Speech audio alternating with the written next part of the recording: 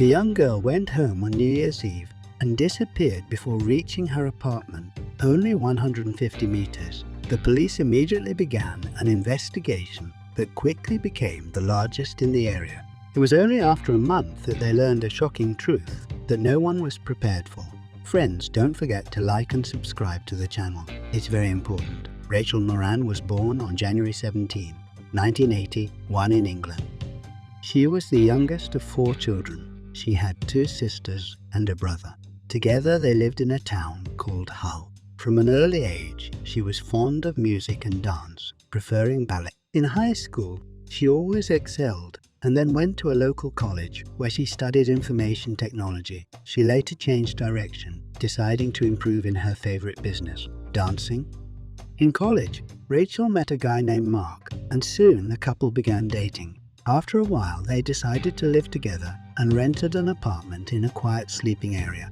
Their apartment complex was only a kilometer from Rachel's parents' house, so the girl constantly visited them. She also took a part-time job at a local bakery as a cake decorator. She quickly fell in love with this activity and began to think about getting a cooking education. In December 2002, when Rachel was 21, she and her boyfriend decided to have 2 kittens. The girl took care of them and gave them most of her free time.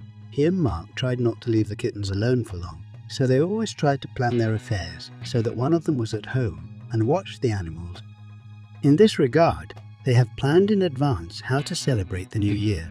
Mark was to go to her parents' house and return home by nightfall, while Rachel planned to go to a bar with her brother and meet New Year's Eve there. She was to return with him to her parents' house and spend the night there. On the evening of December 31, Rachel met her brother and they went to a bar. They were joined by several mutual friends, and the company met the new year there. After midnight, Rachel and her brother left the house and arrived at their parents' house around 1:20 am. Rachel talked to her mom before she went to bed. She decided to call the guy to see how he was doing. However, Mark did not answer the house phone, and the girl called on her mobile. This time, he picked up the phone and said his friends invited him to a party. Rachel was upset that Mark left the house against their agreement and left the kittens alone all night. Then she decided not to spend the night at her parents' and went home. When her mother found out, she tried to talk her daughter out of it because it was a long night. Despite the fact that the girl's apartment was only a kilometer away, the mother was very worried for her safety at this time of day. She and Rachel argued for a long time, but eventually the girl went home. Having promised her mother to call as soon as she got there, the mother waited about an hour and a half, but no call from her daughter ever came. So she called her cell first, then her home phone. All these calls went unanswered, and the woman began to worry. She thought Rachel might have gone to the party where her boyfriend was, and she's not answering her phone. The mother tried to call her until about 4:30 in the morning, but eventually decided to go to bed. The woman woke up at about 10 am and saw her husband on the phone. However, their eldest daughter was on the other end of the wire. She called her parents because she couldn't get in touch with Rachel all morning, and it was really bothering her. Realizing that the girl had not yet returned home, all her relatives began to panic. They kept trying to reach her, and after a long time, Mark picked up the phone. The guy was surprised when he was asked if Rachel was home. He said he got home around 7:00 in the morning and the girl wasn't there. The young man thought she was staying the night at her parents' house, so he did not give it any importance and went to bed. According to the stamp in the apartment, there was no sign that Rachel came home. There were no items of hers in which the girl went to the bar. The bed was made just like when the guy left, and the kittens weren't fed. All this made Rachel's family panic even more. They called all of her daughter's friends and other relatives, but no one saw her that night. Then the girl's parents decided to go to the police. Although Rachel was almost 22, the investigators could have waited some time since the disappearance of the adult, but in this case they decided to begin the search immediately. They examined her apartment and spoke with all her relatives and friends. The police immediately dismissed the possibility that Rachel had just run off of her own volition. All of her biography and stories of close people contradicted this possibility. During the conversation with investigators, the girl's mother remembered one moment. That night, when Rachel was going back to her apartment, Her mother started arguing with her literally on the doorstep. They stood with the door open while the woman begged her daughter to stay. At one point, an unknown man walked along the street. Rachel's mum even thought about asking him to walk her home, but she changed her mind. Having received a very cursory description of the man, the police began to search for him. He was going the same way Rachel went a few minutes later, so the man could see something. They put out an ad on all the patrolmen, and in the meantime, they kept looking for other leads. Detectives started looking into Mark, the missing girl's boyfriend. First, they learned that there was an altercation that night when Rachel found out that he had gone to the party.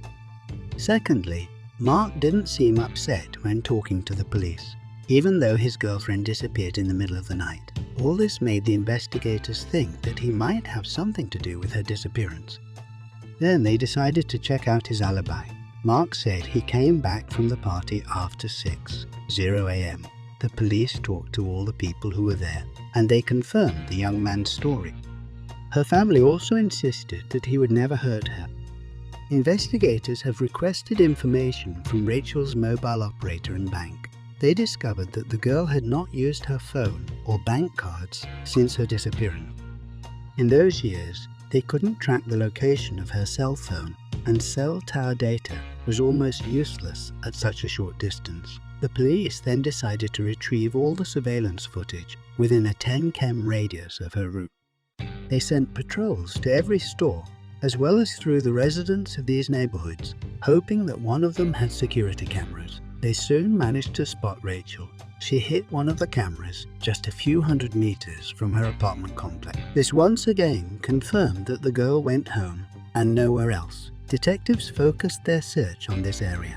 They brought in dog handlers with search dogs, helicopters, and dozens of officers who scoured the streets, fields, and water bodies.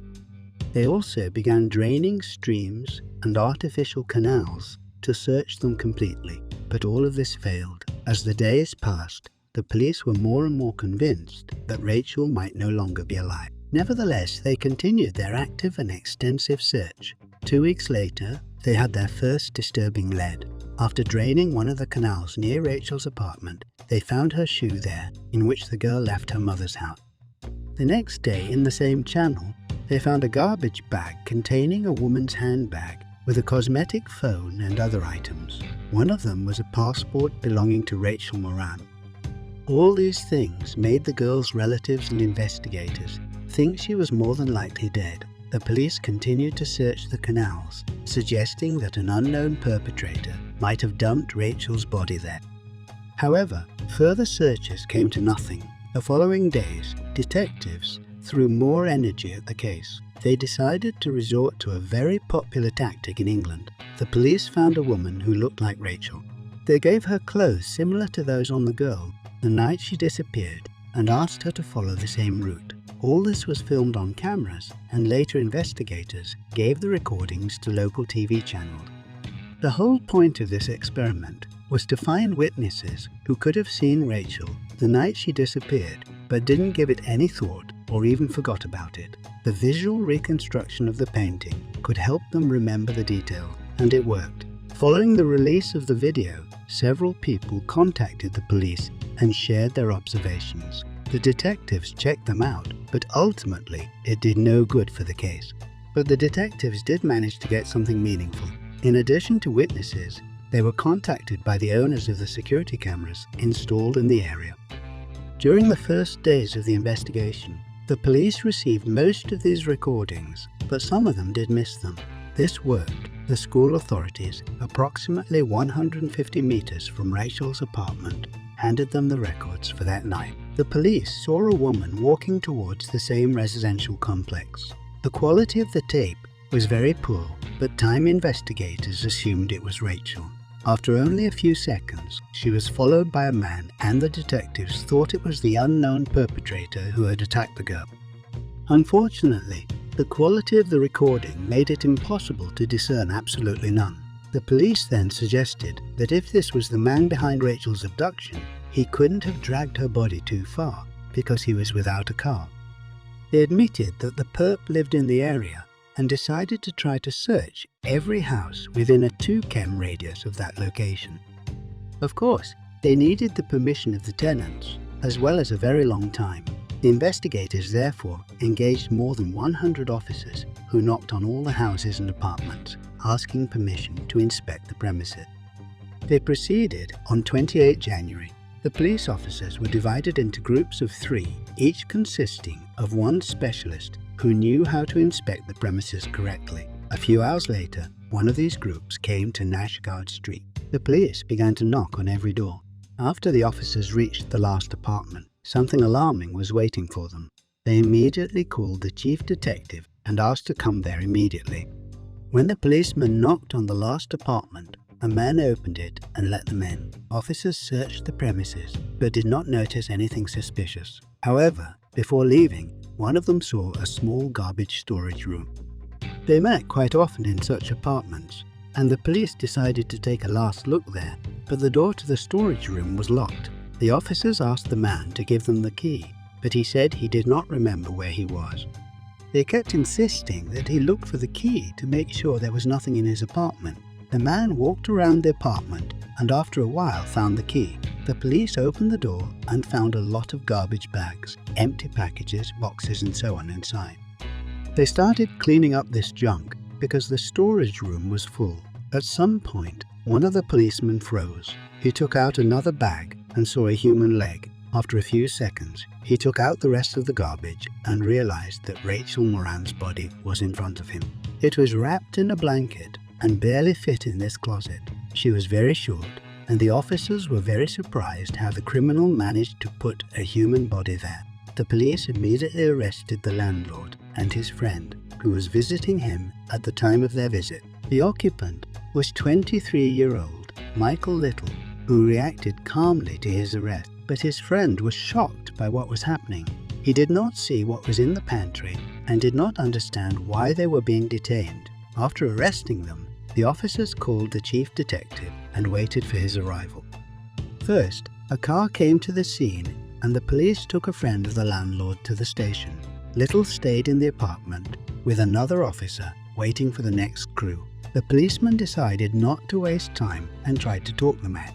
To his surprise, Little almost immediately began to confess all the details. The man started by saying, "I'm so glad you found her. I wanted to tell someone about it for a long time." He told the police the chronology of the events that led to the girl's death, but the officer found this version questionable. According to Little, on New Year's Eve, he spotted Rachel on the street, went and talked to her, offering to go to his apartment. The girl agreed and they went to his house. The two had a few drinks, after which there was an argument between them. Little did not specify her reasons, but said that he had gone to another room. Returning to the kitchen, he saw Rachel standing with her back to him. The man approached her and noticed that the girl was holding a knife. The next second, she turned to him and cut his hand. Little panicked, grabbed the kitchen knife and stabbed her, which killed Rachel. The policeman doubted the truth of the story because it sounded rather illogical. However, he recorded Little's confession and the man was soon taken to the station. During the interrogation, he confirmed what he had told the officer and insisted that he had acted in self-defense. On the obvious question of why he did not call the police, Little said he was scared. The man thought no one would believe him. So he decided to hide the body in his closet. After studying his biography, the police found out that Little has an impressive criminal history. From an early age, he was caught in theft and other minor offenses. He was expelled from school several times, so he did not even get a basic education. The man practically did not work. He stayed home drinking and weed. The policeman talked to several of his friends, and they said that Little often fantasized about him dating different women. He even once told them that he was dating a beautiful blonde woman, 6 feet tall, although his friends knew full well that he was not really in a relationship. This detail seemed interesting. Rachel was about the same height and blonde hair. They admitted that Little fantasized about a girl of this time and could choose Rachel as a victim based on these parameters. At the same time, the police discovered that the girl had not met Little, although they lived on the neighboring streets. Investigators attempted to reconstruct the timeline of that night and discovered that the suspect had met with friends on the evening of 31 December. They were preparing to celebrate the new year, but Little left their company. The man was angry that the girl he tried to flirt with left with his friend. Little then went to another party, but shortly after midnight he said he would go home. The route from where the party was taking was down the same road Rachel walked down. After comparing all the facts, the detectives came to an alarming conclusion. Remember that stranger who passed Rachel and her mum when she was trying to convince her daughter not to walk home, and her mother also thought about asking this man to walk Rachel home. According to the police, this person was Little. This version was indirectly confirmed by the surveillance footage. Detectives had been reviewing the records where Rachel was first recorded. A man who looked like Little had walked down the same road about 3 minutes before, but on the second tape, everything changed when Rachel was on another camera. An unknown man was already walking behind her. If it was Little, he'd have to stop somewhere and wait for the girl to pass by. Then he started chasing her. This version of events ran counter to the man's own story, but more controversy came after medical experts submitted their report. The victim suffered 27 stab wounds, inflicted with extreme force. Rachel did not have any defensive wounds. Little said that there was a struggle between them. In addition, some blows were inflicted on the girl from the back. As for the suspect himself, no cut was found on his hands. All these facts made it clear that his story was untrue. Based on all available evidence, the detectives came up with a more plausible theory. That night, Little was pissed off about being rejected at the first party. As he passed Rachel's mother's house, he heard part of their conversation and realized that the girl was going home alone.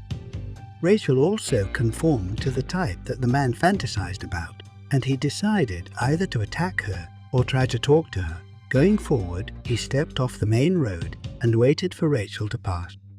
He then began to follow her, and the situation could develop into two scenarios. Either he immediately attacked her or tried to flirt with her. In the second case, Rachel probably would have ignored him and left. First, she had a boyfriend. Secondly, she wouldn't go to the house of a stranger who approached her in the middle of the night. Third, Rachel was very worried about her kittens when she found out the guy had left them for the night. She couldn't think of anything else and tried to get home as quickly as possible. More likely, he assaulted the girl when she was as close to his house as possible and dragged her into the apartment. Soon, forensics confirmed this. There were traces of dirt on the back of Rachel's legs. This indicated that she was dragged along the ground. Forensics also determined the girl wasn't killed in the kitchen, but in the hallway. That's where they found most of the blood that the perp was trying to clean up. As a result, the police admitted that Little had killed her immediately after they arrived at the apartment. In all this, the medical examiners determined that the victim was assaulted, and Little's DNA was found on her body. Given the anticipated timeline, Rachel could already be dead by now. On that basis, a man was charged with murder on 31 January. By then, however, Little had already hired a lawyer and decided to retract his original testimony, stating that he had not killed anyone. As a result, the case was transferred to court and the trial began in October. There, the lawyers announced a new version of Little. Now the man claimed the killer was actually his friend Mark, the same one who was arrested with him the day the body was found, but was later released because no evidence connected him to the case. According to Little, he returned to the house near morning and saw his friend and Rachel there. Mark said that he and his girlfriend met and decided to go to Little's apartment because Mark had keys. The three of them had a drink, after which Rachel went into Little's bedroom and made intimate contact with him. Soon after, a furious Mark burst into the room. He felt sympathy for the girl and was furious to learn of their affair. The man grabbed a knife and stabbed Rachel multiple times, then threatened Little. He demanded help with the blood removal and never to tell anyone about what had happened. Otherwise, he threatened to kill not only Little, but also his loved ones. As you can guess, nobody believed this story. It contradicted not only the evidence, but also common sense. All indications were that Little was the killer, and there was no evidence of his friend's involvement. The trial ended fairly quickly, as the defense failed to produce any evidence refuting their client's guilt. As a result, Little was found guilty of murder and sentenced to life imprisonment with the right to parole after 25 years. If his petition is approved, the man can be released at 58. Rachel's murder hit all her relatives hard, but her older sister was the worst hit. The girl had diabetes, and the stress of the illness had a serious impact on her health. After a long struggle, she died in 2010. Her family blames Little for everything. Thus, the actions of this criminal led to 2 deaths at once. Share your opinion in the comments, and do not forget to like under this clip if you liked it. I also recommend to subscribe to the channel. Thanks for watching. A young girl was found dead on the floor of her apartment. The police had begun an investigation and had immediately uncovered some very disturbing facts. It turned out that the residents of this complex had long noticed something strange and lived in fear.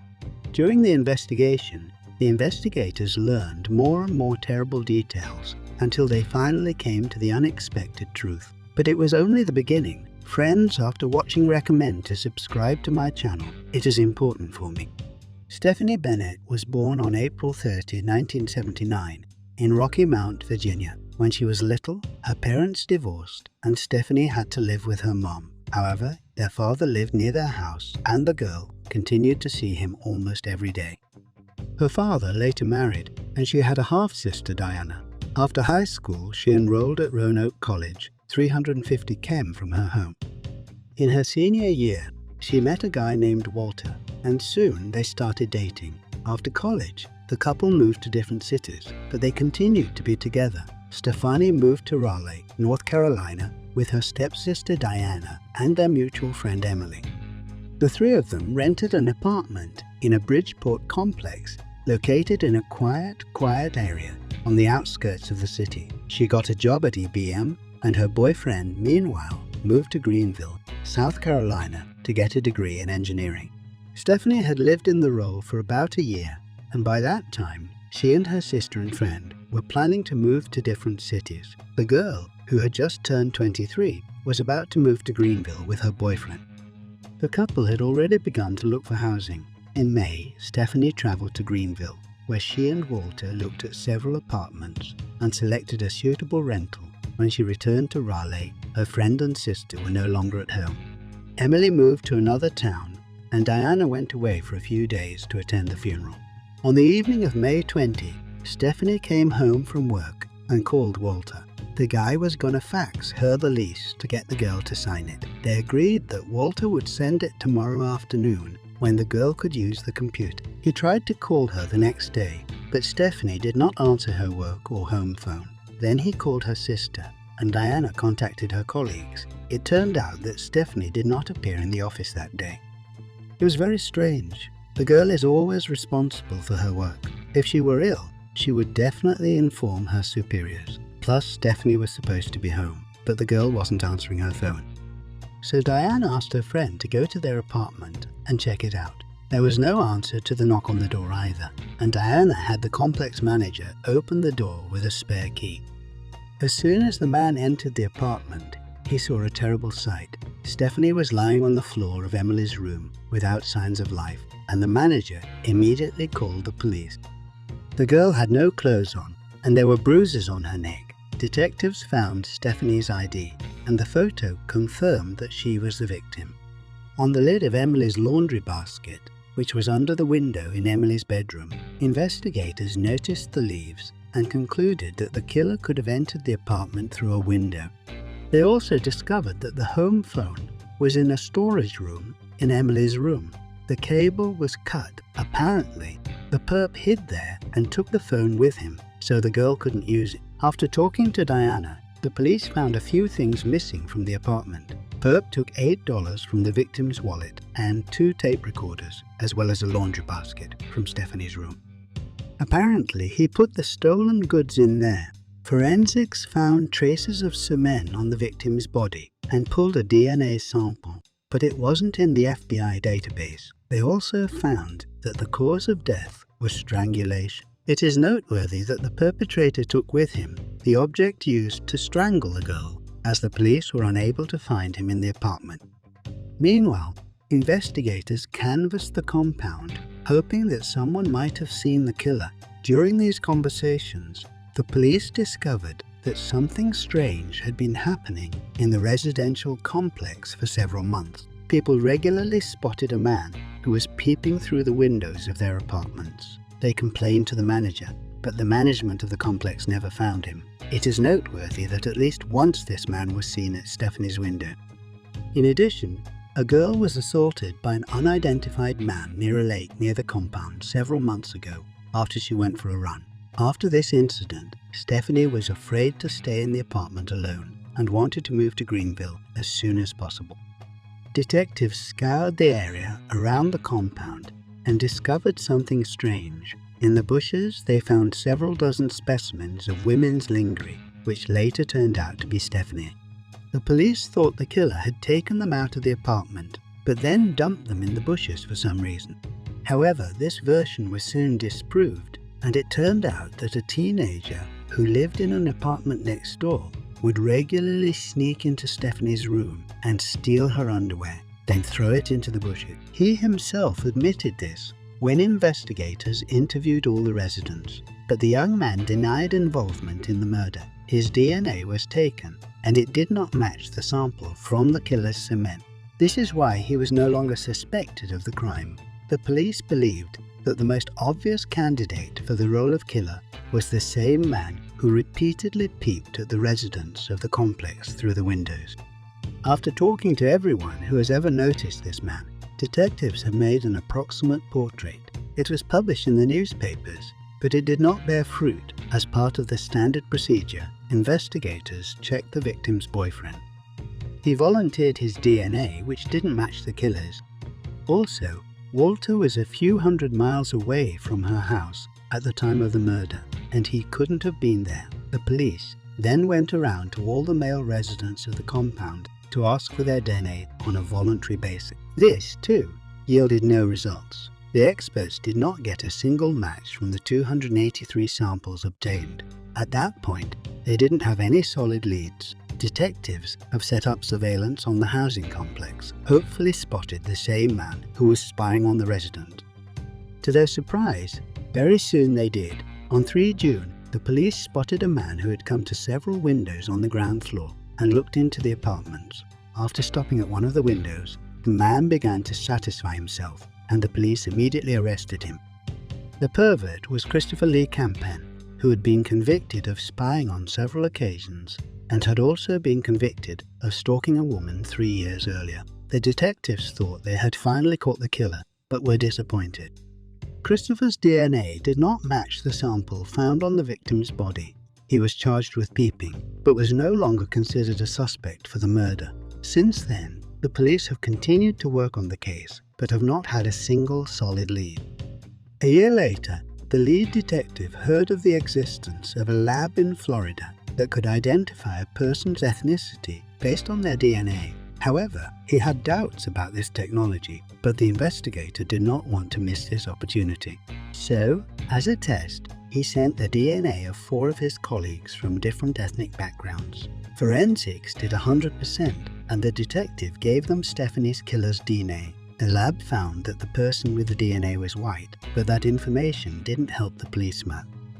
In August 2003, the victim's father offered a $100,000 reward for any information leading to the capture of the killer.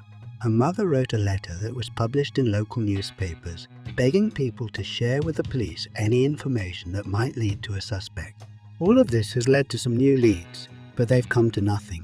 In April 2004, detectives decided to re-interview all residents of the complex based on the testimony of multiple witnesses. They suggested that the man arrested for snooping might not be the only one who walked around the buildings of the complex and looked into other people's windows. Knowing the identity of the first man and holding pictures of him, the investigators wanted to talk to the residents again who noticed the peeping man. Unfortunately, none of them have ever seen his face. Most often this man appeared at night, and his head almost always had a hood. Some witnesses said they had seen him without a hood, but they could only see that he had long hair. Detectives canvassed a few dozen people before they finally got to the man who saw this man right in front of Stephanie's window before the murder. His statement was already with the police, but this time he remembered something else. The witness stated that he saw the man a few days after the incident in daylight. This man was walking his dog outside a wooded area behind a residential complex. A witness recognized him from a hoodie. He watched the man for a while until he fled into the trees with his Labrador. Apparently, the witness simply forgot about the incident or did not think it had anything to do with the murder. Therefore, the police did not receive this information during the initial interview. One thing's for sure, the detectives didn't get this information until 2 years after Stephanie died. Now they knew they were looking for a man with a Labrador. From the fact that this man was walking his dog in that area, he must have lived nearby. And here, the detectives noticed one interesting fact. Behind that wooded area, where the witness saw a man, there was another residential complex. Given that the dog's owner was headed that way, he could have been living there. The police went there and asked the staff if there were any men with a Labrador in the compound. They immediately told them the name of 35-year-old Drew Plantan and also added some interesting details. All the staff of the complex thought him a little strange. He hardly spoke to anyone, never looked other people in the eye, and in general, he was very lonely. The man was very thin with long hair and constantly wore baggy clothes. Many people thought he was trying to attract as little attention as possible. Except in his case, it worked exactly the opposite. The police decided to learn more about the man and spoke to an elderly woman who, according to the officers, was watching everything that was happening in the complex. There was a very unexpected turn waiting for them when they told her that they were investigating the murder of Stephanie Bennett. The woman said, "Haven't you arrested anyone yet?" Everyone knows it was that guy with the big dog. Detectives were, to put it mildly, shocked. It took them 2 years to find this man, and the residents of his compound initially suspected this man, but none of them saw fit to share their suspicions with the police. It turns out Drew moved out of the compound and moved across town. Investigators decided to talk to him and went to his apartment, but no one responded to the knock on the door. They went there several times at different times of day and never received any answer. Either the man was never home or he deliberately wouldn't open the door for them. While they were trying to find Drew, the police were interviewing his former neighbors at his old residence.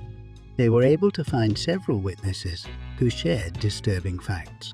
A woman who lived upstairs saw Drew in the company of a young man a few days after Stephanie's murder. They were walking down the street talking about something. According to the witness, Drew asked the young man to stop contacting the police and not tell them anything. Investigators immediately concluded that this guy was the same teenager who was stealing underwear from the victim's apartment. Several women at once said that they were seriously afraid of Drew. They noticed him while jogging or walking in deserted places. The man was watching them closely, or he was literally chasing them. Detectives who could never talk to Drew. We found his place of work and headed there. He was a chemist in a fertilizer lab. The researchers managed to catch him in the workplace. He immediately said that he had not heard about the murder of Stephanie Bennett. This turned out to be odd, considering Drew lived about a mile from her compound at the time. The man was clearly reluctant to talk to the police and told them that he was very busy at the moment. Drew told the investigators they could come to his house at the appointed time and he would answer all their questions. Detectives met him at his apartment and a man finally opened the door for them. During the conversation, he stated that he had never walked his dog near Stephanie's complex, given that the police had numerous witnesses who repeatedly saw him in the area. Investigators immediately realized that he was lying. The man also stated that he did not wear glasses, although his driving license stated that he had to wear them while driving. And several witnesses said that the man who was peeping through people's windows wore glasses. Hopefully, Drew refused to volunteer his DNA. Then the detectives decided to put a tail on him, hoping to get the sample another way. But this task proved to be very difficult, as the man did not leave behind any objects that could be passed to the laboratory. For example, on his lunch break, he would leave work and get in his car and just sit there, looking at the same spot. The man didn't eat anything, so investigators couldn't get any of his DNA. One day, they noticed Drew throwing an empty bottle of water into a dumpster. The detectives took it to the lab, but the lab couldn't get a DNA sample from it. According to one version, Drew took someone else's bottle and threw it out on purpose, knowing that he was being followed. After that, the police decided to get their hands on his garbage, but even here they failed. In a few days, they never saw Drew take it out. Notably, the men's neighbors also could not recall seeing him with a garbage bag. The investigators then requested Chief Drew's assistance. The woman agreed to help them get something from his workplace that might contain a man's DNA. Her boss had been watching him for several days, but she never managed to get a single item. Drew rarely ate at work. I never threw anything out, and she couldn't find any hair on his desk. Considering the man had long hair, it seemed odd. Investigators were already convinced that Drew was deliberately covering his tracks to prevent them from getting his DNA. One day, the boss saw him tie his hair with a rubber band, after which he bent over and collected from the floor all the hair that fell in the process. After this, the woman decided to invite him for a lunch break at a cafe to allegedly discuss some of the working aspects. But here, too, the man was very careful. He mostly ate with his hands, put all the used tissues in his pocket, and even took a straw out of a drink. For dessert, they ordered banana pudding, and Drew finally used a fork. Except after that, he wiped it with a wet napkin for 15 minutes, excluding any possibility of taking a DNA sample from the device. Despite this, the investigators still took the plug and handed it to the laboratory. The lab was able to find tiny traces of DNA, and they showed a partial match to the DNA of Stephanie's killer. Except the results were too inaccurate, because a full comparison required more biological material. Eventually, the detectives got a warrant to search Drew's workplace. They were hoping that they might be able to find something there containing his DNA.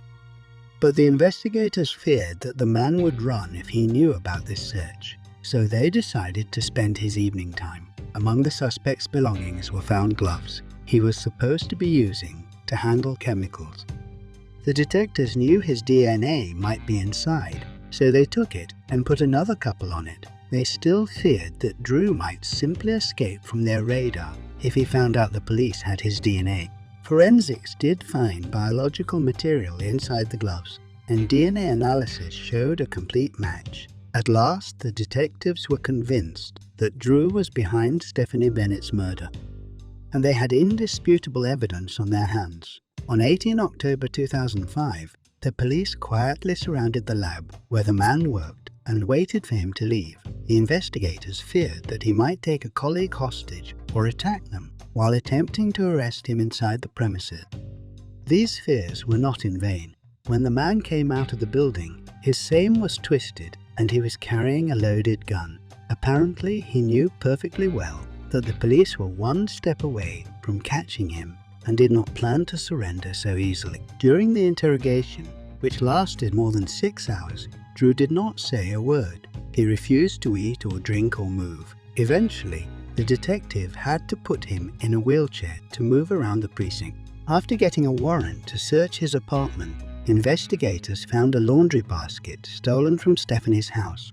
In addition, there were 9 pistols, 2 rifles, 40 knives, a sword, and a machete. Among his belongings were also found a set of lockpicks and handcuffs. Detectives found a notebook with dozens of women's names. They immediately tracked them down to see if they were all right. Turns out, one of the women was the woman from his compound who complained about Drew during the interview. She said that a man was watching her on the street and she was not comfortable with his eyes. Her fears were confirmed. The police found this woman's underwear and tampons at Drew's house. There was also a copy of the tape from her high school graduation. It turned out that Drew broke into her apartment, took this tape, made a copy, and took the original back. All the while he kept these items, even after moving. They also found a check in his apartment for a woman who was murdered in 1999. Investigators discovered that at the time Drew lived in her town. Moreover, the woman was shot with a gun with a rather rare caliber, but that's the exact weapon that was found in the man's collection during the search. So Drew became a suspect in that case. But first he had to stand trial for Stephanie's murder. a month after his arrest, the prosecution officially announced that it would insist on the death penalty. The trial was scheduled to begin the following year, and Drew spent that time in solitary confinement, but the case never went to trial on January 1, 2006, when a man was found dead in the same cell. Despite all precautions, he managed to kill himself. The investigators had no doubt that it was Stephanie Bennett who killed him, but after the search of his house, an inevitable question arose. How many more victims this man could have had? At least he was very likely behind the murder of a woman in 1999, but the detectives were pretty sure Drew might have been involved in other crimes. After careful study of his biography, the police discovered several interesting points. Drew grew up with 3 brothers. Their father constantly humiliated and beat the children until their mother ran away with them to another state. Drew ended up being a very withdrawn teenager, and in the future, it only got worse. Despite this, he got a good education and got a decent job as a chemist. Colleagues said that he was very smart, but his social skills were almost non-existent. He had no friends at work. He did not communicate with anyone and always tried to stay as far away from the collective as possible. It is noteworthy that his brother Drew also had a criminal record. He was spying on women with a hidden camera. He got suspended. In 2008, Drew's mother sued the state government for allowing her son's death. However, the judge concluded that the prison officers had taken all the prescribed precautions and could not stop the man. Stephanie Bennett's father tried to sue the management of the housing complex for ignoring the residents' reports about the peeping man and for not paying enough attention to the safety of residents in their territory. In his opinion, in the dark near the houses, there was not enough light and anyone could walk there unnoticed. He also learned that the window in his daughter's apartment had been broken, but that the management of the complex was in no hurry to eliminate this problem. Although it was their direct duty, but ultimately the man himself refused these charges. No comment on his decision. So this complex and complicated case was eventually solved, but the cops are still asking how many more victims Drew might have had. All the available information indicates that the man was prone to serial crime. Only after his death, it became almost impossible to find out the truth. Share your opinion in the comments, and do not forget to like under this video if you liked it. Also recommend subscribing to this channel. Thank you for watching.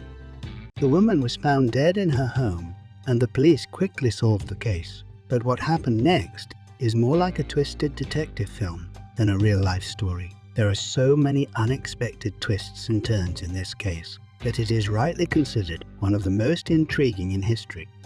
Friends, don't forget to subscribe to my channel, and like it is very important to me. Donna Brown was born on November 10, 1963 in Miami. The girl grew up in a friendly and large family. She had 2 younger sisters with whom she got along well. When the girl was little, her parents divorced and Donna stayed with her mother. Despite this, the father continued to take an active part in the lives of his daughters, and they remained close. After high school, Donna received her medical education and became an assistant surgeon at a local hospital. Her colleagues quickly fell in love with her because she was responsible for her work and was a kind and open person. Things were going pretty well for her, but to be happy, Donna wanted to start her own family. In the late 80s, she went on a date with a man named Mark Winger. It was almost like Donna knew she had met someone. Mark was charming and smart, worked as a nuclear engineer, and dreamed of having a large family. They began dating and in 1989 decided to get married. Soon after, Mark was offered a nuclear facility in Springfield, Illinois. It was a big step up for him, and he and the Donnies decided to move. The couple settled in a good area, and soon after the move, the woman took a job at the local hospital. He and Mark lacked only children to be happy, but all their efforts were futile. At some point, Donna learned that she was incapable of conceiving for medical reasons. It was a real blow to her. He and Mark both dreamed of a large family. All the conditions in their lives had this in mind, but fate did not. Then the couple began to think about adoption, but all the time postponed this serious step. It lasted until 1995, but one day everything changed. The hospital where Donna worked admitted a pregnant minor. The girl wanted to put her baby in a loving family, and Mark and Donna made a decision. In June, right after the baby was born, they installed the girl and named her Bailey Elizabeth Winger. The day they took her home coincided with the anniversary of their engagement. The couple and all their relatives were happy to finally have a child. In August of that year, Donna and her 3-month-old daughter went to Florida to visit their parents to finally meet their granddaughter. The family had a great time, and sometime later, the woman returned home. She flew to the nearest airport, 2 hours from Springfield. Then she hired a taxi to her town through a special firm. This ride really messed Donna up because the driver was acting pretty erratic. All the way, he was talking about how he had a bunch of personalities living in him, and they made him do all sorts of horrible things, like kill people. In addition, the driver said that he regularly participated in orgies and even invited Donna to participate in them. The man was also constantly violating traffic rules, and driving a car is dangerous. When Donna came home, she told her husband, and he was furious. Mark called the company the driver was working for and asked to be fired. It turned out that the driver was 27-year-old Roger Carrington. After the complaint, the management decided to suspend him from work, but it was not over. Over the next week, the Wingers' home phone received calls from an unidentified man who refused to introduce himself and asked for Donnie's call. She and her husband suspected that Roger was the caller, and the woman was seriously concerned for her safety. Given that the man knew their home address, she feared Roger might hurt her. On August 29, the Springfield Police Department received an alarming call. Mark Winger said in a panic that a man broke into their house and attacked Donna with a hammer. The shocked husband took his gun and shot the assailant. Officers arrived at the house, where they were waiting for a terrible spectacle. There were 2 bodies on the floor, and Mark was there, panicked. The police felt the pulse of 2 people on the floor and called for an ambulance. While trying to find out what had happened there, Mark could barely speak, but the detectives eventually managed to get a rough picture of what happened. Mark said he was working on a treadmill in the basement, and at some point he heard a noise upstairs. He went up to the ground floor and saw his 3-month-old daughter lying on her parents' bed, unsupervised. He walked into the other room and saw an unidentified man throwing a hammer at his wife. After panicking, Mark grabbed his gun and shot his attacker. He called the police. While the officers waited for the ambulance, one of them took the wallet from the attacker's jacket. There were documents in the name of Roger Carrington. The detective knew the man well. Roger lived in a trailer park in Springfield and had a rich criminal history, mostly involving petty crime. He also had a history of mental illness and was generally quite aggressive. Roger and Donna were taken to the hospital, where they died shortly afterwards, without regaining consciousness. Meanwhile, the police were searching the crime scene for evidence. Next to the bodies was a hammer covered in blood, and Mark's gun was on the table, along with a pack of cigarettes and a cup of coffee. Mark told the detectives that the killer most likely brought cigarettes and coffee. The hammer was from his toolbox, and the man had to hang some paintings that day, so he cooked it up and left it in the living room. Roger's car was found near the Wingers' house, and a note was found inside. It had Donna's home address on it, along with Mark Winger's name and 4:30 p.m. Detectives asked Mark if he knew his attacker. At first, the man replied in the negative, but when the police called his name, Mark was horrified to learn that the killer was the same driver. He told the detectives the story of their acquaintance with Roger, his strange behavior with Donna, and the creepy calls to their home number. Investigators talked to acquaintances and relatives of Donna who were aware of her concern. The woman repeatedly complained to them that she feared Roger seriously and was afraid that one day he might come to her home and take revenge. After complaining to his superiors, the man lost his job. Donna even wrote down all the details of her trip with Roger on a piece of paper in case she had to go to the police. The police officer also found this leaflet in their home. The investigation lasted 2 days, after which the case was closed. Mark was never charged for shooting Roger because his actions were classified as self-defense. The man continued to be in shock. His relatives flew to Springfield to support him, and helped take care of his daughter. Donna's family was also very helpful. As the months passed, Mark still suffered the loss of his wife, and his loved ones began to notice negative changes in his behavior. He became a frequent drinker, although he had almost never consumed alcohol before these events. The man also often visited local bars. His relatives tried to support him in every possible way and help take care of Bailey. But eventually they all had to return to their cities. Donna's parents realized that Mark would have a hard time caring for her daughter and offered to find a nanny. The man eventually hired a woman named Rebecca who specialized in 24-hour childcare.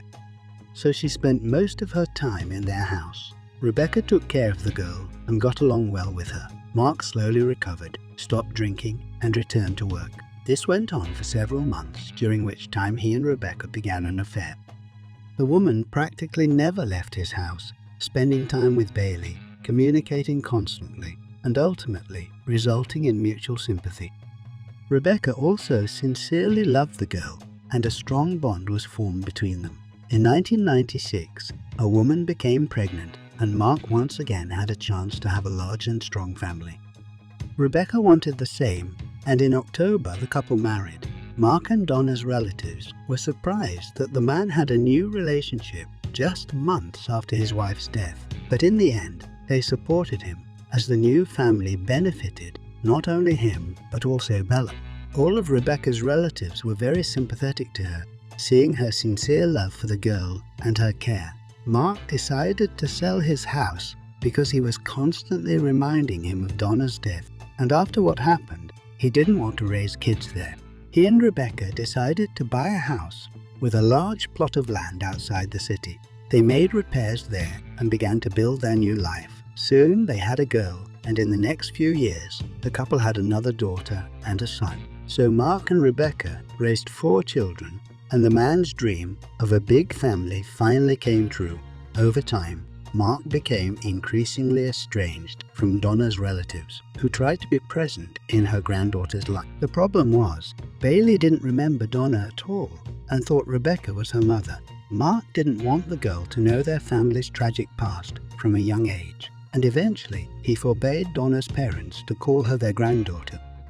They tried to convince him, but in the end, they gave up all attempts. The family understood that the girl could really be better off if she grew up aside. In the following years, Mark and Rebecca happily lived in their new home, raising their children and making plans for the future.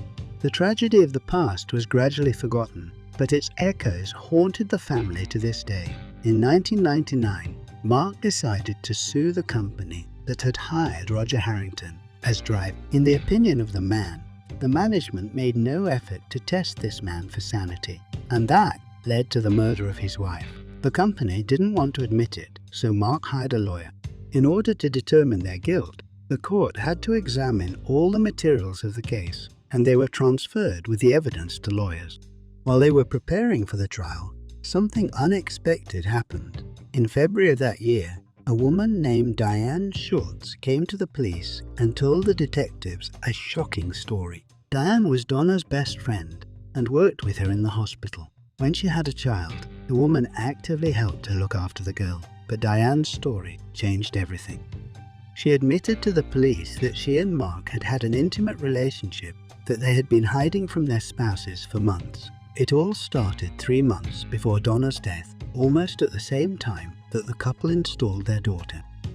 Mark and Diane were secretly dating, but it was just the tip of the iceberg. The woman told the detectives that Mark wanted to get rid of his wife to be with her. A man once said it would be so much easier if Donna just died. He then began to persuade Diane to help him execute a plan, but did not reveal its details. Mark said that Diane would just have to come to the house, find his wife's body, and call the police. The woman thought that Mark could not say such things seriously and just joked, but Mark continued to share with her disturbing things. After Donna complained to him about Roger Harrington's behavior, he told Diane and said that he planned to frame the driver. The man added that all he had to do was find a way to lure him into the house. A week later, the day of the murder, he called Diane and asked her if she would love him no matter what. The woman said yes. A few days after Donna's murder, friends and family gathered at their house to support Mark. When the man was alone with Diane, he said he thought the police believed me. I did it for us. The woman was shocked, but Mark asked her not to say a word to anyone, and she listened to him. After that, they continued to meet secretly and even exchanged rings, planning to marry in the foreseeable future. But in the following months, Mark began a romantic relationship with the nanny and eventually broke up with Diane. The woman was depressed. For Mark's sake, she kept this terrible secret, and in the end, he traded it for another. Diane never dared to tell the police, however, because she knew that part of the blame lay with her. Over the next few years, the woman tried repeatedly to take her own life, and it was only 3.5 years before she resettled herself and came to the police station. The detectives were in total shock. All this time, Mark was considered a victim and even a hero who tried to save his beloved wife from a terrible killer. But Diane's story changed everything, and the cops took a whole other angle on this case. The investigators decided to re-examine the evidence, but here they were facing an unpleasant surprise. They were all handed over to the lawyers who were preparing the case of Mark against the carrier company. It took time to claim them back. Some of the case files are still at the station. They were photos from the murder scene. The lead detective looked at them and realized with horror that all these years they had not noticed the obvious thing. Immediately after the murder, the investigation was quickly closed, as no one doubted Roger's guilt. But now, when the detective first picked up these photos, he realized that the disposition of the bodies was completely inconsistent with Mark's story. The man told him that when he entered the room, Donna was lying on the floor, and the perp struck her with a hammer from above. Then he shot him, and Roger fell next to the woman.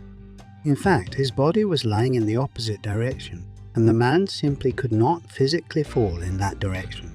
The detective realized that Mark's story was a lie, and it forced him to rethink a whole series of moments that now made more sense. First of all, no one ever figured out how Roger got in the house. No sign of forced entry, and Donna definitely wouldn't have opened the door for him. But if you think about the note inside Roger's car, it all makes sense. Mark's name and time were on it, which was like a reminder of the meeting. Recollecting Diane's story, the detective admitted that Mark, under some pretext, called Roger to their home and let him in and then shot him. Second, Roger's car contained a knife and several other items he might have used to kill him, but he didn't take them with him, and he used Mark's hammer, which the man took out of the closet that day and left in plain sight. It all sounded completely illogical, assuming that Roger came to their house with the intent of murder. In fact, he left a pack of cigarettes and a paper cup of coffee on their desk.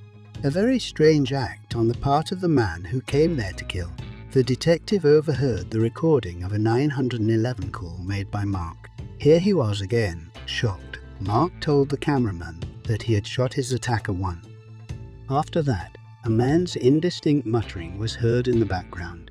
It was as if someone was trying to talk. Mark told the cameraman that his daughter was crying. He had to go to her.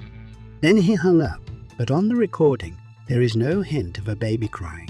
Much more realistic was the next scenario. Mark did shoot Roger once. Donna came running to the sound of the shot, and her husband hammered her. After that, he called the police and with a mock panic reported the incident. Suddenly, Roger woke up and tried to say something.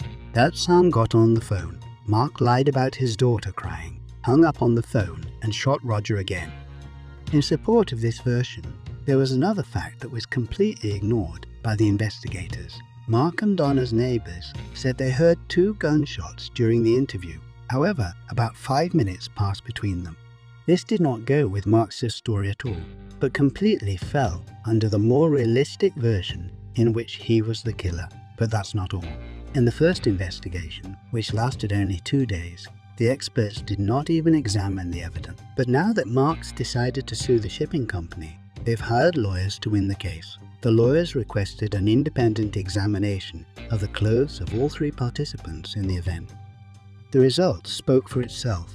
The spatter and traces of blood indicated that Mark's story had nothing to do with reality. According to him, Roger struck Donna with a hammer, except that there was not a drop of her blood on his clothes. even the smallest, but on Mark's clothes there was plenty of his wife's blood. It clearly indicated that he was the one who killed his wife. The police took the evidence from the lawyers and did their own analysis, showing exactly the same result. As a result, the police reopened the investigation. Only this time, it was a double murder in which Mark became a suspect. His family was shocked. No one believed a man was capable of such a brutal crime. Donna's family reacted skeptically to Mark's suspicions until they heard what the detectives had dug up. The only people who ever insisted on Roger's innocence from day one were his friends and family. They were all aware of his light criminal history, but they didn't believe he was capable of murder. Moreover, Roger's roommate, with whom they rented accommodation, initially gave the police important information that they had missed. Right after the murder, detectives interviewed the man. He said that the day before, Roger had received a call. After he hung up, he wrote down the address, name of Mark Wenger, and the time. It looked like Mark was making an appointment for him, but the police didn't think much of it. Rebecca was most shocked by the situation, knowing Mark as a loving and caring father who had never shown any aggression during their entire life together. She refused to believe that this man could have hammered his wife and framed another.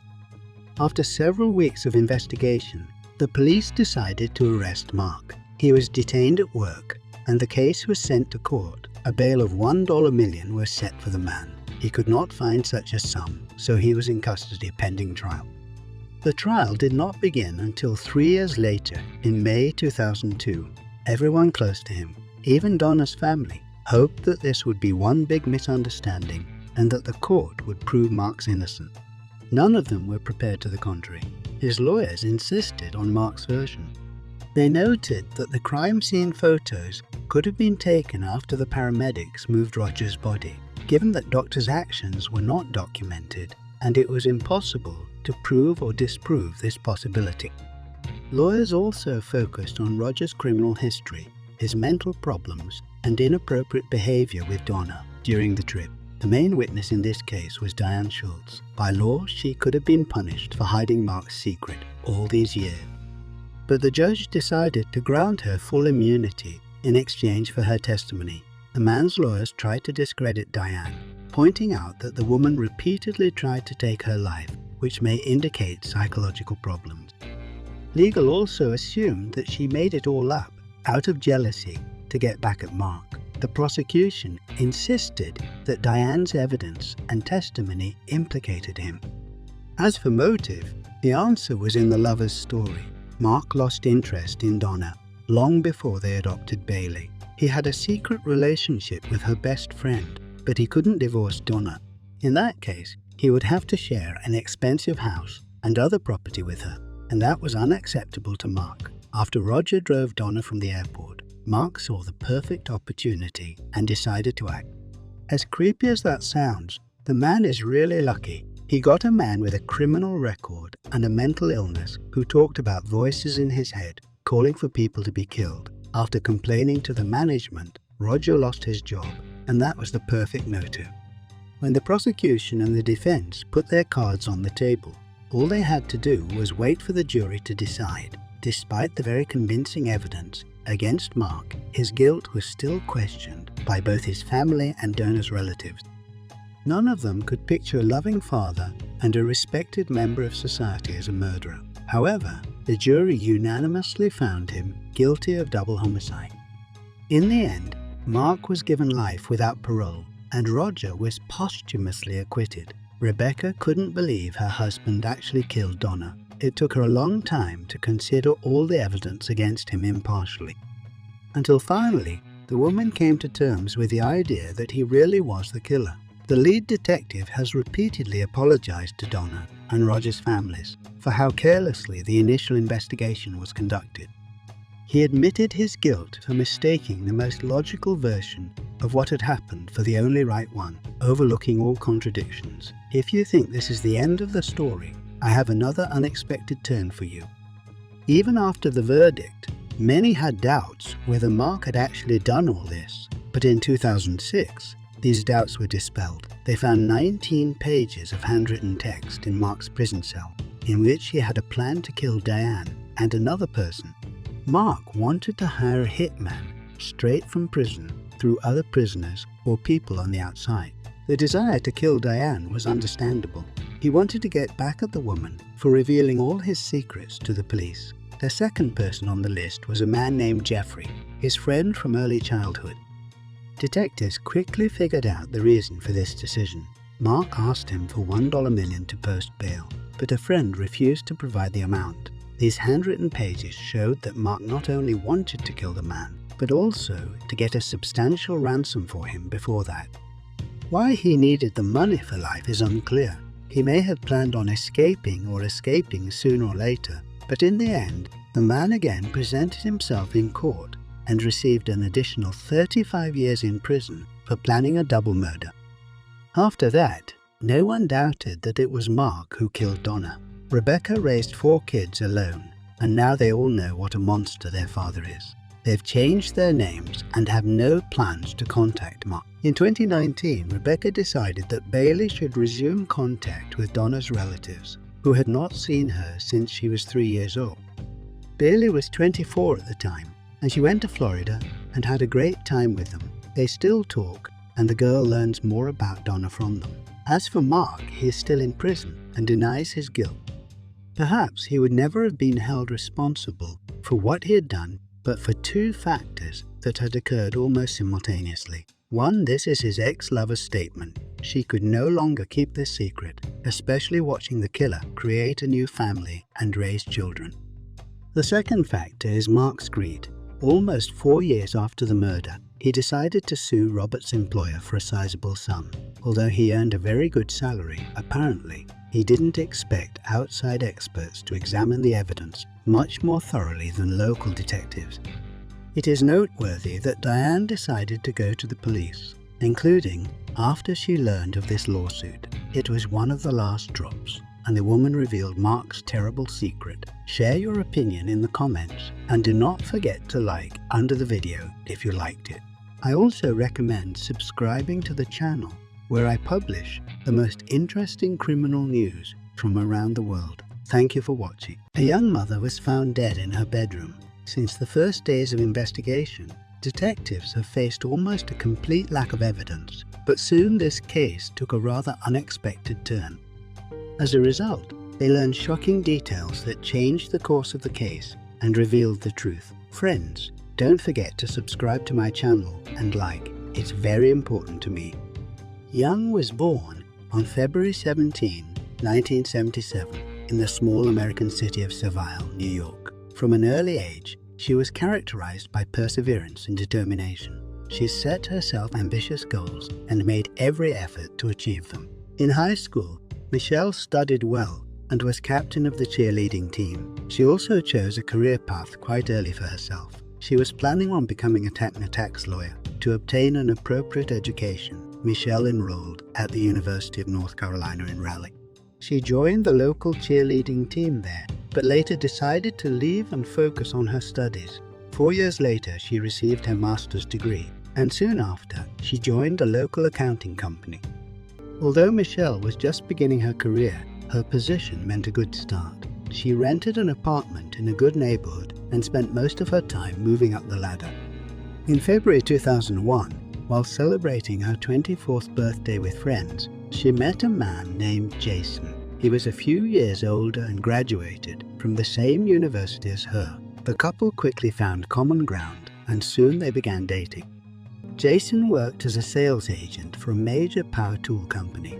He lived in another town, and at the time of their acquaintance was at Raleigh for work. After meeting Michelle, he began to travel there more often, and the rest of the time the couple communicated by phone.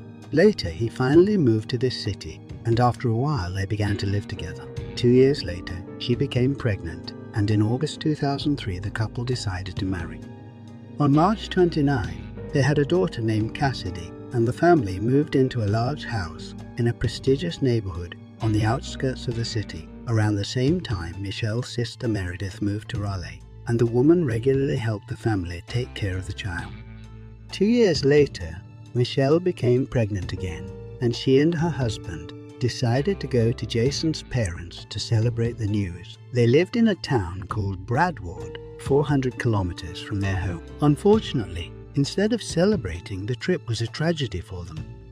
The same day the couple planned to return to Raleigh, Jason and Michelle had a serious accident that caused the pregnancy to end. The family was overwhelmed by the news, but 2 months later, Michelle became pregnant again. After a while, the couple learned that they were going to have a boy, and they looked forward to his birth. On November 2, 2006, Jason moved to another town for work, being a sales agent. He traveled regularly across the country for business meetings and negotiations. This time, he had to go to the town of Clintwood, which was about 490 km away. On that day, Michelle invited her friend Shelley to visit. The women communicated until the evening, after which the friend went home.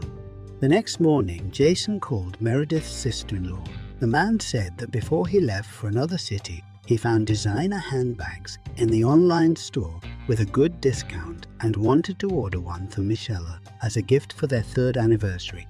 After her departure, she remembered that he had printed several pages with these bags and left these sheets on the table in his home office. Jason didn't want his wife to see them and find out about the upcoming gift, so he asked her sister to come by their house and pick them up. Meredith agreed and arrived at their house at about 1 p.m. At the time, she had no keys and Michelle was supposed to be at work. However, the woman knew that the door of their garage was broken and could easily be lifted with her hands. She did, but she noticed something strange. Her sister's car was parked there. Meredith entered the house thinking that she had not come to work. Once in the kitchen, she saw Michelle's purse lying on the floor. The woman called her sister by name, but there was no answer. Instead, she heard their dogs barking, which was also strange. When Jason and Michael left the house, they always let the dog out the back. On the 2nd floor, the woman noticed something red on the bedroom floor. As she came closer, she realized with horror that it was a bloodstain, and her sister was there. Michelle was lying face down. Meredith approached her and wanted to turn her over, but immediately felt her sister's body cold. The woman panicked and immediately called 911. At the same time, Cassidy climbed out of the bed next to the body, and the girl was only 2 years old and had only seen her aunt and ran to her. Meredith called the police and took her outside, where they waited for the officer.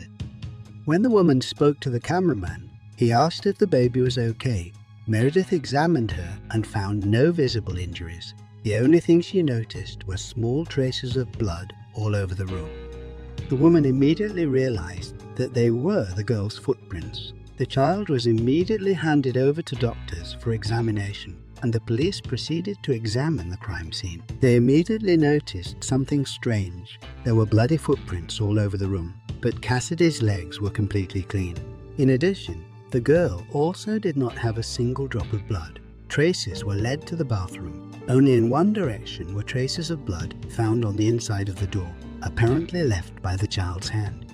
Based on this, the detectives have built the most obvious version of what happened. After the murder, the girl was locked in the bathroom for a while, and then someone went in and cleaned her blood. Later, when the police spoke to Michelle's friend, they discovered another interesting fact. Shelley said they put a girl to bed together last night and she was wearing a diaper. However, when the victim's sister came to her house, there was no diaper on the baby. Based on this, the investigators concluded that it was taken by the same person who washed her blood. In the house, the detectives found no signs of forced entry. Detectives found 2 wedding and engagement rings missing from Michelle's hand. At the same time, all other valuables were in place, including cash. This excluded the scenario of robbery. There were 2 small hairs on and near the victim's body that weren't hurt. In addition, 4 DNA samples were found on the jewelry box that did not belong to either Michael or her husband. The house also contained several fingerprints that did not belong to any member of their family. In the bedroom where the victim's body was, Ku-Sue found 2 boot prints, 10 and 12 American sizes. Thanks to the pattern on the soles, they even managed to install a model of the shoes. In addition, detectives noticed blood spatter on the door of the wardrobe with clothes. Except this door was open and the spray pattern was such that it was supposed to be closed when it hit the door. The cops also found something interesting on Jason's computer in his home office. In the history of the browser, in addition to the pages of the store with women's handbags and the search for the route to Clintwood, there were several disturbing search queries. Among them were such phrases as iron anatomy by knockout, the loss of consciousness by head trauma, and similar topics. Medical experts concluded that Michelle had died of a head injury caused by a heavy object. In total, the perpetrator struck her more than 30 times. The woman was 5 months pregnant at the time of her death, and her child also did not survive the attack. It was not possible to determine the exact time of Michael's death. Experts only assumed that it was most likely at 5 or 6 a.m. Such brutality indicated that the perpetrator might have known the victim and strongly disliked her.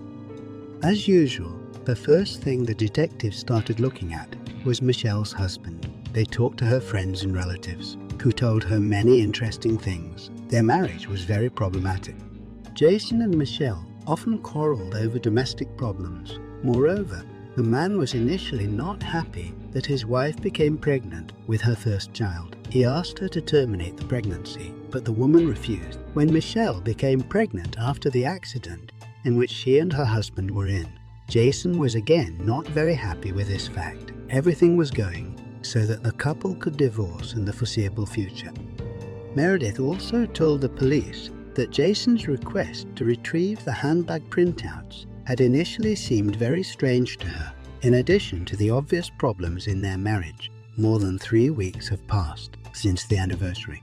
However, one obvious fact contradicted the theory of the husband's involvement. At the time of the murder, he was in a different town, which was 490 kilometers away. After the victim's sister discovered her body and called the police, she also told her relatives about the incident. Michelle's mother called Jason's parents, who were on his way from Clintwood. He decided to visit his parents before he went home, and they told him about what had happened. Jason was shocked by the news and immediately moved to Raleigh with other relatives. During this trip, a friend called the man and told him that the policeman asked a lot of questions about him. Then Jason made a very strange decision. He said he wasn't going to talk to the police and he wanted to hire a lawyer. This only reinforced the investigators' suspicion, but with it, they have a new lead. Shelley, who was visiting the victim the day before the murder, told the police something interesting.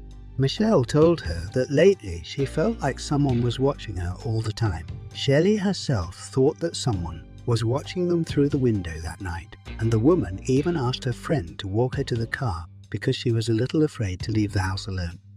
The detectives tried to find any evidence of possible surveillance, but continued to investigate Jason's potential involvement. The man left the house in his car on 2 November in the afternoon.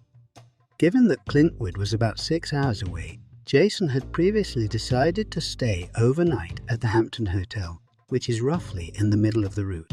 Detectives pulled security footage from this hotel and actually saw Jason check in at 10:54 p.m. 2 minutes later, he used his key card to enter the room, and that card has not been used since. The next morning, at about 7:40, he called his mother. The signal passed through a cell tower near Whiteley. This town was just on the way from the hotel to Clintwood, where his business meeting was to take place. The policeman also found out that the meeting was to take place at 10 a.m., but the man arrived 30 minutes later.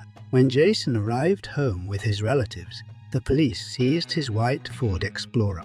Koo Soo couldn't find any trace of blood or other evidence in it. They also checked the hotel room where the man was staying, but nothing was found there either. The same applied to all of Jason's clothes and his belongings.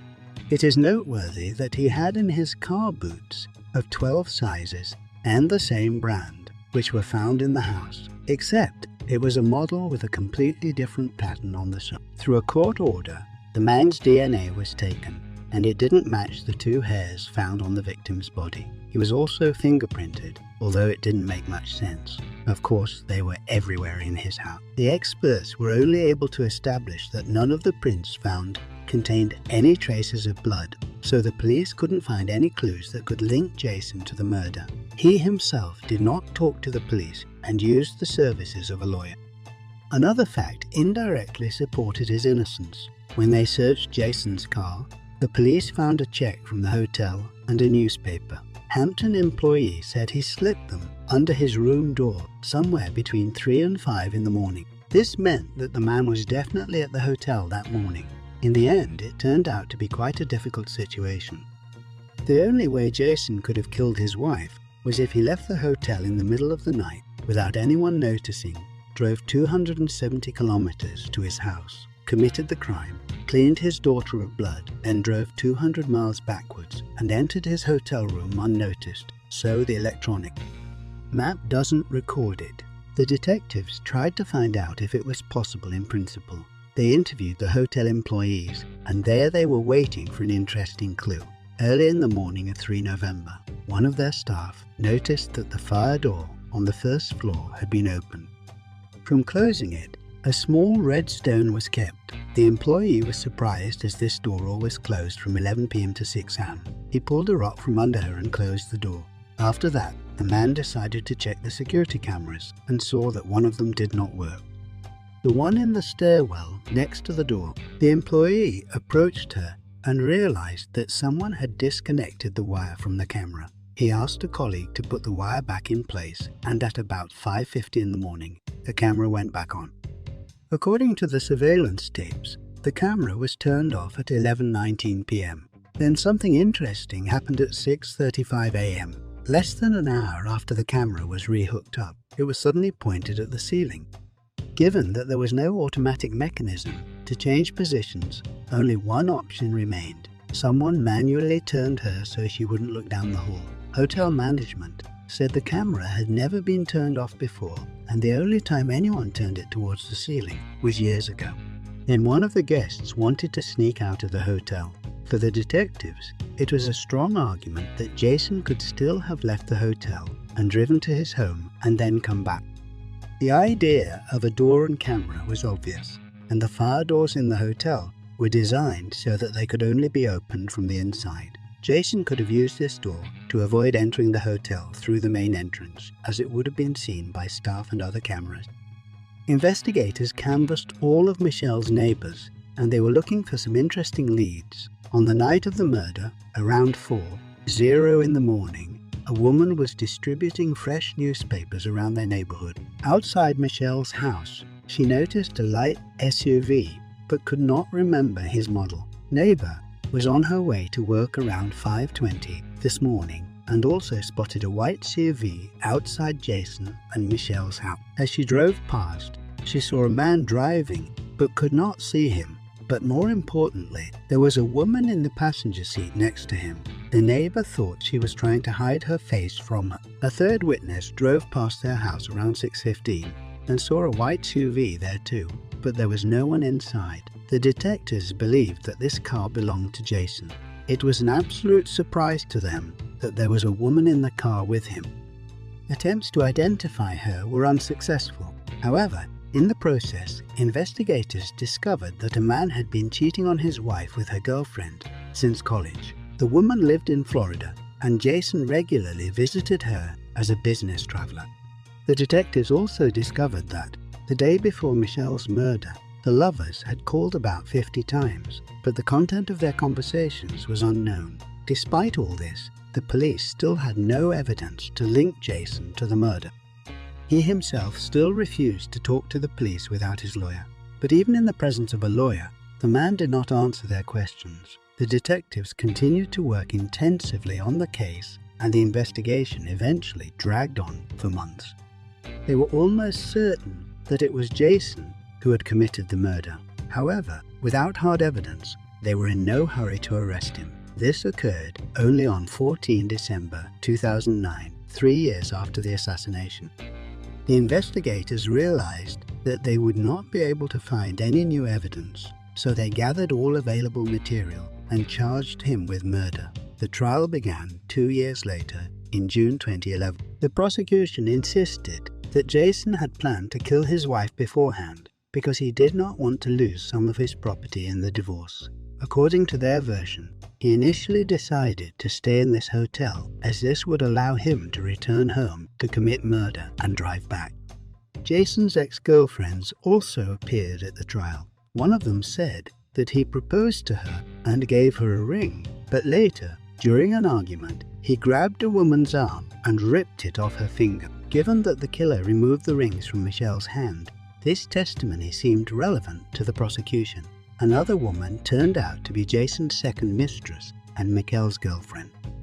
The woman said she was spending time with a man at his house when Michelle was away somewhere. She was also married, and on one of those nights, Jason took off her wedding ring. He did not return it until the next day, which seemed strange to the woman. Michelle's other mistress, a college friend, also appeared in court. She admitted that they were having an affair, but it was much more interesting to have their correspondence printed out. Just a few days before the murder, I wrote her this. I don't know how it happened, but I know how it ends. 2 broken hearts. But I don't care. I'm going to suffer a lot, but you're worth it, even for a moment. Given that Michelle was killed just a few days after the communication, its contents turned out to be quite disturbing. But one of the key witnesses was a woman who worked at a gas station between Raleigh and the town where Jason's hotel was located. She said that at about 5:20 in the morning, a man pulled up in a white SUV and stopped at the furthest pump. He tried to refuel the car, but by law at night, people had to pay for gas or show their ID. The driver walked into a gas station and yelled at the employee, after which he threw $20 into the car for $15 and left without taking the change. The woman claimed to have identified the man from the photo. Jason Young was the witness. The witness changed the case. I mean, he was the one who found out that Jason was between his house and the hotel early this morning. This once again pointed to the fact that he could have killed his wife. Michelle's sister Meredith also appeared at the trial. After the murder, Cassidy lived with her father, who moved in with his parents. For a long time, relatives on the mother's side had been trying to get a court decision that would allow them to temporarily take their daughter home. This went on for several years, and the lawyers were close to a positive decision, and at that moment, Jason simply handed over full custody of Meredith's daughter, effectively abandoning her. As a result, the girl moved in with her mother's relatives, who have since raised her without her father's involvement. At the trial, Jason himself spoke for the first time. He stated that he did not kill his wife and told his side of the story. The man admitted that their marriage was falling apart, but insisted that they would divorce sooner or later, and he had no reason to kill her. His lawyers insisted that there was no evidence against Jason. They also tried to convince everyone that men could not physically travel that distance, kill their wife, and return to the hotel early in the morning. As an argument, they tried to calculate the average fuel consumption of his car and compare it with the data on how often a man filled with gasoline. According to lawyers, he would not have had enough fuel to travel all this distance. However, it was probably not possible to check this version. However, the jury was never able to reach a consensus. As a result, the judge was forced to declare the trial bankrupt and appointed a new trial, which was to take place 1 year later. Something else happened in the background. Michelle's family was convinced that it was Jason who killed her, so they decided to file a civil suit against him. Unlike a criminal court, the required level of evidence for such claims is low. The judge may not, however, sentence a person to any form of imprisonment. Jason completely ignored the lawsuit and decided not to participate in the trial, which played against him. After examining all the evidence, the judge concluded that he had killed his wife, and Jason was ordered to pay $15 million to the relatives of the deceased. The retrial, which began in 2012, allowed the prosecution to use the civil action decision as an argument for the defendant's guilt. Besides, they figured out something else during the prep. It turns out that over the years, Jason had purchased shoes with the same pattern, the bloody print of which was left in Michelle's room. They never found the shoes. These additional factors only reinforced the case against Jason, and this time the jury found him guilty of murder. The man was sentenced to life without parole. His lawyers had tried to challenge the decision, and they were still appealing, but all of them had been rejected. The case was widely reported in the media, and its finale provoked heated debate. On the one hand, in all these years, They haven't been able to find any physical evidence linking Jason to the murder. On the other hand, a vast array of circumstantial evidence indicated that the man had set up an almost perfect cover. If he hadn't stopped at the gas station that morning and made a scene with the cashier, she might not have remembered his face, in which case this case could still be unsolved. As for the woman the neighbor saw in the passenger seat of his car that night, it's all very ambiguous. There is no other evidence to suggest that other people were involved in this crime. The foreign hair and DNA in the house did not guarantee this. They could have been left by one of the guests long before the murder. However, the prosecution did not rule out 100 that someone might have helped Jason, but this remains a mystery. Share your opinion on this story in the comments and be sure to like it if you liked it. I also recommend subscribing to my channel, where I publish daily the most interesting criminal news from around the world. Thank you for watching. A student rode her bike and disappeared. The police began searching, but none of them could have imagined what alarming revelations lay ahead.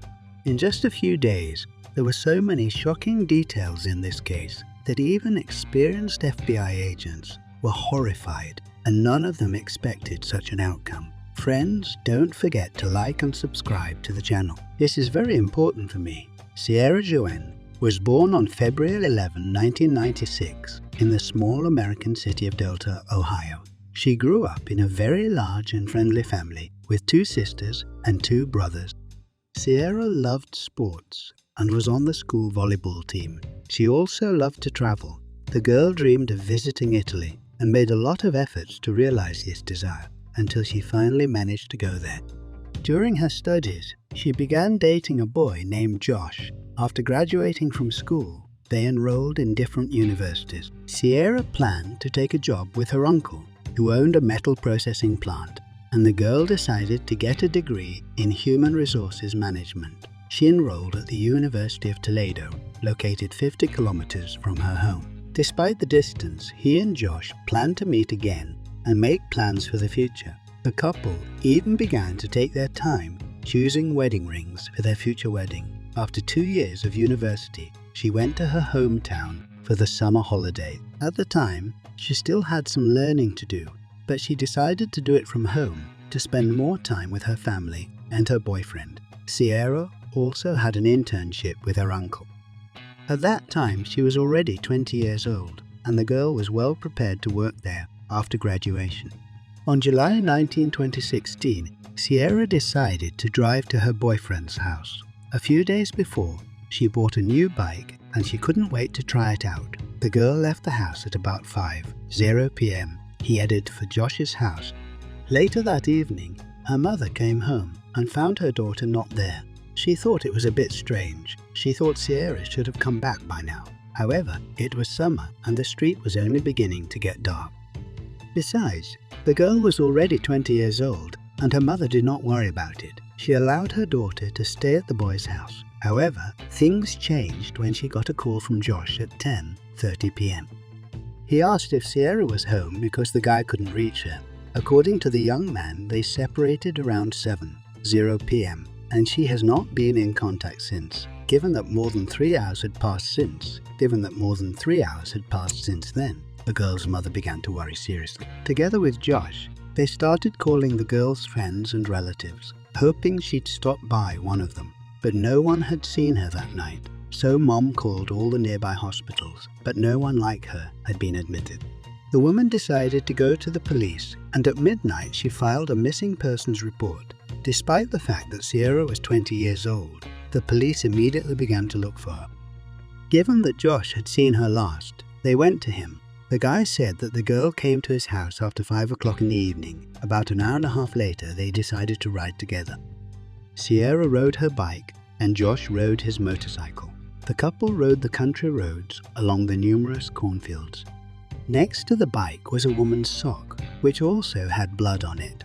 He reported the finding to his colleagues, and other police officers arrived shortly thereafter. During a more thorough examination, they found several other items near the bike. They were men's sunglasses, a screwdriver, and a few car fuses. No less interesting was the fact that there were traces of motorcycle tires on the bike through the cornfield. All this was enough for the investigators to reach a disappointing conclusion. Most likely, Sierra was abducted. When things got serious, they started looking into Josh as a possible suspect. First, statistically speaking, it is people close to them who are often criminals. Secondly, that night Josh was riding a motorcycle and the Sierra bike had similar tire tracks. Besides, the detectives were wondering why the guy wouldn't walk the girl home. She was less than a mile away, and he was on a motorcycle, and he could have come home fast anyway. Josh let the cops search his house, his car, and his motorcycle. And this is where the police came across his overalls, which showed traces of blood. The boy said he wore these clothes on a hunting trip, and the blood belongs to the animals. Investigators handed over the overalls to the experts, who quickly confirmed that he was telling the truth.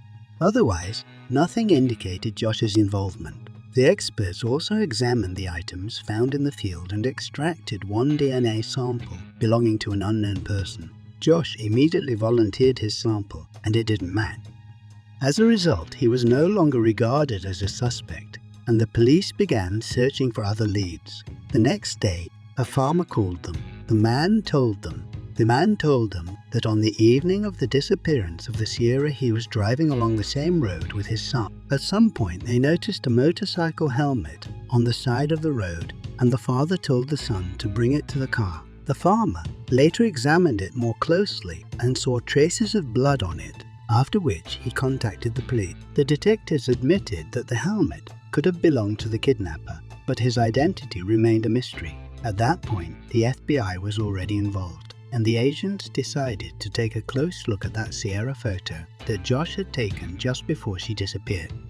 Thanks to the picture, they knew what kind of clothes she was wearing, but the detectives noticed something else. On the girl's wrist was a fitness bracelet. They immediately requested data on the location of this device. However, here investigators were waiting for failure. The device was turned off shortly after the disappearance of the Sierra. Then the police received another tip. Josh told them that when he and his girlfriend were driving down the road, a suspicious white van followed them. The guy had the feeling that the driver was chasing them.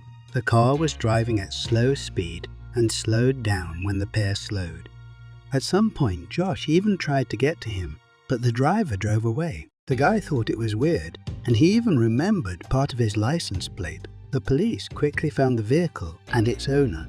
She turned out to be a woman, and the detectives determined that she had nothing to do with the crime. In the conversation, she accused Josh of trying to drive up to her and run her off the road. As a result, the investigators decided that there was just a misunderstanding between them and continued to look for new leads.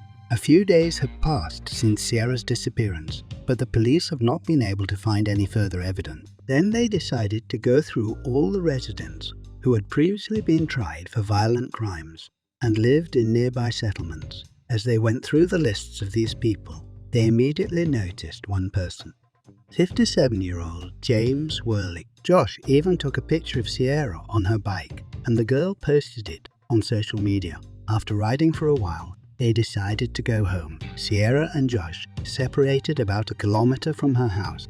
The guy drove back on his motorcycle, and she went home on her bike. While the police were talking to the young man, other officers were driving around looking for the Sierra. They headed for the road where the girl began her journey home alone. Soon they were able to discover the first disturbing tip. Driving along the road along the fields, one of the officers saw that the corn stalks in one place were heavily crushed, as if someone was wading through them. He walked there with a flashlight, and a few meters later saw the bike of the Sierra. After examining it, the policeman saw traces of blood on the handles and he lived just a few kilometers from the field where the Sierra bike was found. The reason it aroused such interest among the police was very simple. James was convicted of kidnapping a girl in the 1990s. She was riding her bike when suddenly a man ran over her in his van, threatening her with a screwdriver, and he tried to get the girl to get into the car, but she managed to escape. Given that Sierra disappeared during a bicycle ride, as well as the screwdriver found next to him, the police quickly suspected James of her abduction. The investigators went to him to check this version. The man was clearly dissatisfied with the visit and stated that he had not killed anyone. However, he voluntarily allowed the officers to inspect his house. James and his mother lived on a 120-acre farm, and there were many different buildings in this vast area. It took the detectives a long time to examine them all. During the trial, James repeatedly told the police that he had not abducted the Sierra and learned of the case only from the news.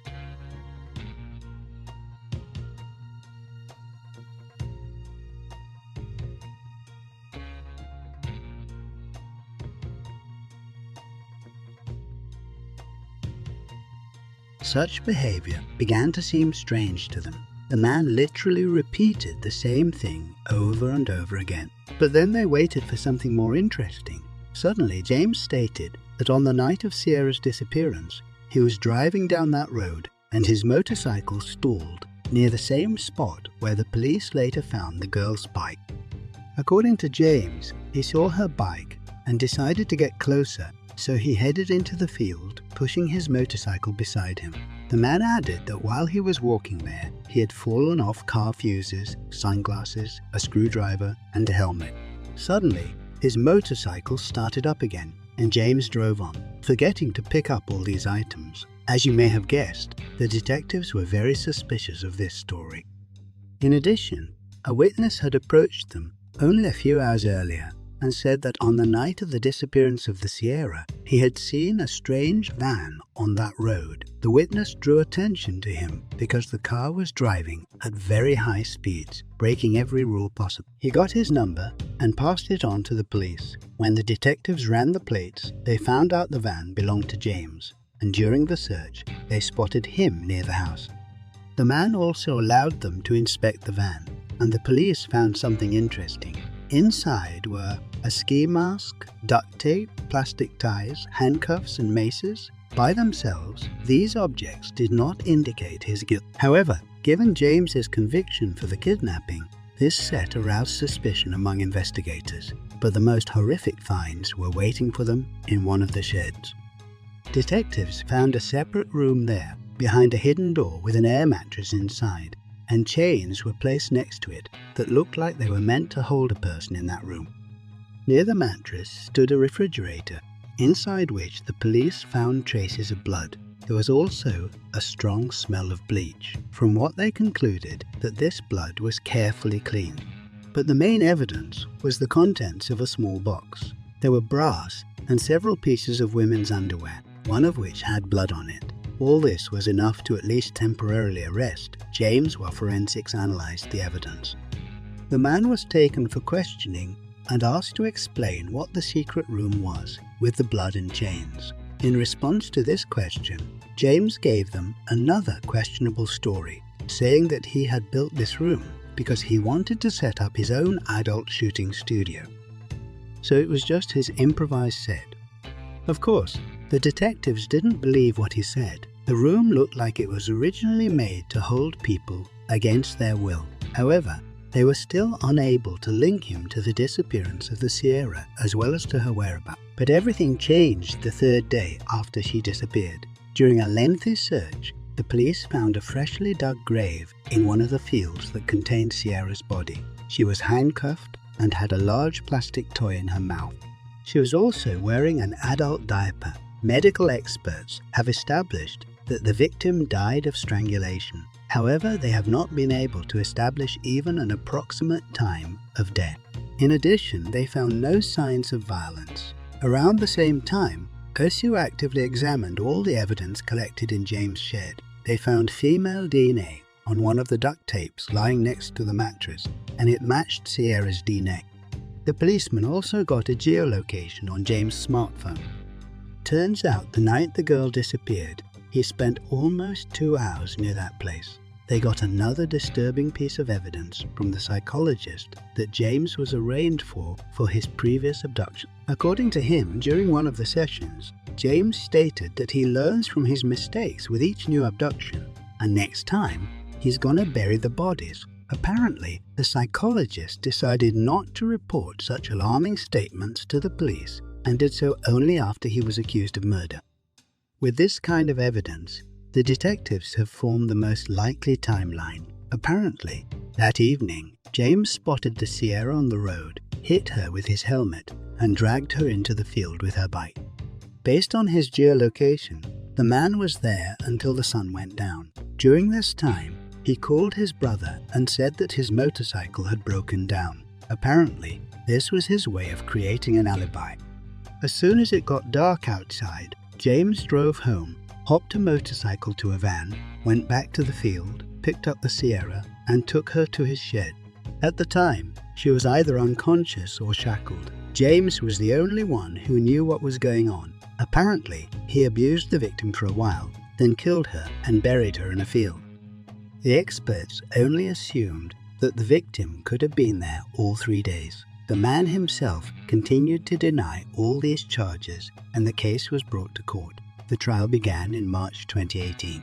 The prosecution provided additional evidence that further pointed to his guilt. Turns out the key to the handcuffs the victim was wearing was found on James' keychain. His lawyers decided to stick to the theory that James just wanted to set up an adult film studio in his shed, and the cops pushed it to murder. However, they never provided any adequate argument for their client's innocence. The trial ended in less than a month, and on 28 March, a jury found him guilty. James was sentenced to death. The execution is scheduled for May 20, 2025. Of course, for detectives, this story was far from over. Given what they found out about this man, the police were certain that James had committed similar crimes before, but he managed to avoid accountability. Investigators are still working his case, trying to connect the unsolved disappearances to James, but no concrete results have been found yet. The parents of the victim had established a Sierra scholarship and had also been involved in the creation of a law under which the state would make a public registry of people previously convicted of murder and kidnapping. The bill was quickly supported and came into force on 20 March 2019. Share your opinion in the comments, and do not forget to like under this video if you liked it under this video. I also recommend subscribing to my channel, where I publish the most interesting criminal news from around the world. Thank you for watching.